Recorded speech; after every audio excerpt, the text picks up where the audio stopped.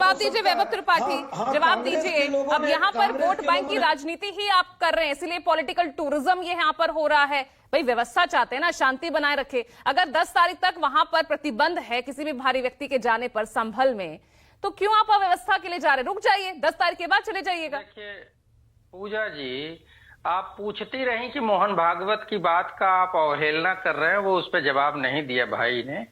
इसका कारण है कि मुख में राम बगल में छुरी, ये आरएसएस और बीजेपी का मूल एजेंडा है। सवाल ये है कि दुकानें वहां खुली हैं, स्थिति सामान्य है, लेकिन जब तक बाहर से लोग वहां जाएंगे नहीं, वहां के हालात की चर्चा नहीं होगी, तब तक वहां ना व्यापारी पहुंचेगा ना कोई पहुंचेगा। बात संसद की है।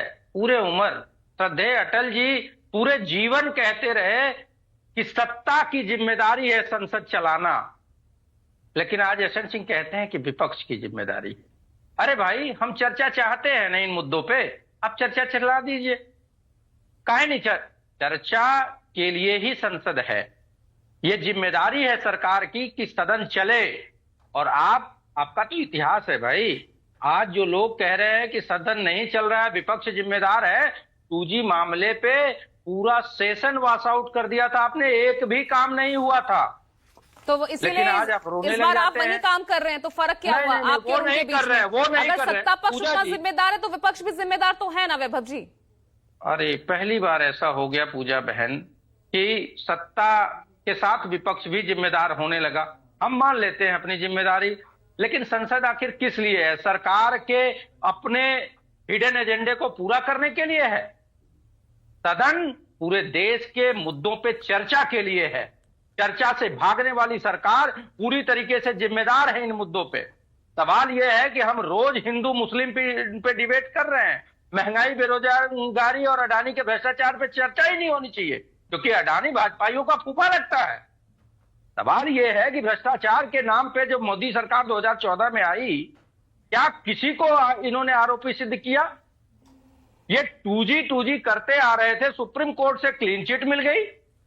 तो भ्रष्टाचार की जांच से भागने वाले मोदी जी ये बताएं कि भ्रष्टाचार पे इनका स्टैंड क्या है। अब मोहन भागवत जी ने जो कहा है, अब यशवंत सिंह की बात तो भाई उल्टी पड़ी गई। पहले जनसंख्या नियंत्रण की बात हो, प्लीज बीच में नहीं बोल रहा। नहीं, टॉपिक से डिरेल मत होइए ना, अभी हम उस मुद्दे पे चर्चा नहीं कर रहे हैं। आप बताइए ना, आप तो कानून को मानते हैं, आप संविधान को मानने वाले हैं ना, तो क्यों आप जा रहे हैं फिर संभल, जब मना ही है जाने की? धारा 163 वहां पर लागू है।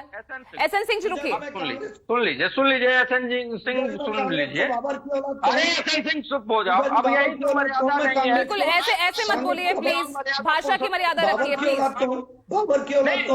एसएन सिंह जी, बात करने वाले लोग, एसएन सिंह जी, आपको बीच में किसी ने इंटरफेयर नहीं किया था। मैं भी आपसे यही आशा रखती हूँ। आप बताइए ना पूजा जी, आप अभी कह रहे हैं फूफा कह रहे हैं, आपको अच्छा लग रहा है।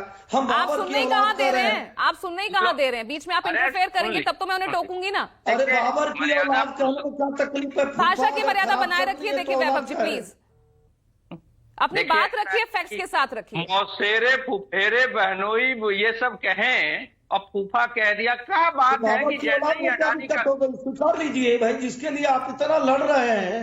हैसियत में रहो। रुकिए एसएन सिंह जी, उन्हें जवाब देने दीजिए, ऐसे में सारा वक्त जाया हो जाएगा। प्लीज गुजारिश है आप दोनों से, मुद्दे पर आइए। वैभव जी, मेरा सवाल ये है कि जब वहां प्रतिबंध लगा हुआ है, बाहरी लोगों की एंट्री पर मनाही है, धारा 163 लगी हुई है, फिर क्यों जाने की आप कोशिश कर रहे हैं? वहां पर राजनीति कर रहे हैं ना? फिर क्यों राजनीति नहीं होनी चाहिए? प्रतिनिधि मंडल, अयोध्या के एक बलात्कार के केस में भाजपा का पूरा प्रतिनिधि मंडल प्रदेश का जाता है, और दूसरा जो भाजपाई बलात्कारी है उसके वहां कोई नहीं जाता है। प्रतिनिधि मंडल तो जाता रहता है, ये राजनीतिक परंपरा रही है। लेकिन परंपरा बदली है इस भाजपा की तानाशाही सरकार में। गोरखपुर में 250 से ज्यादा बच्चे मर गए, किसी को नहीं जाने देंगे।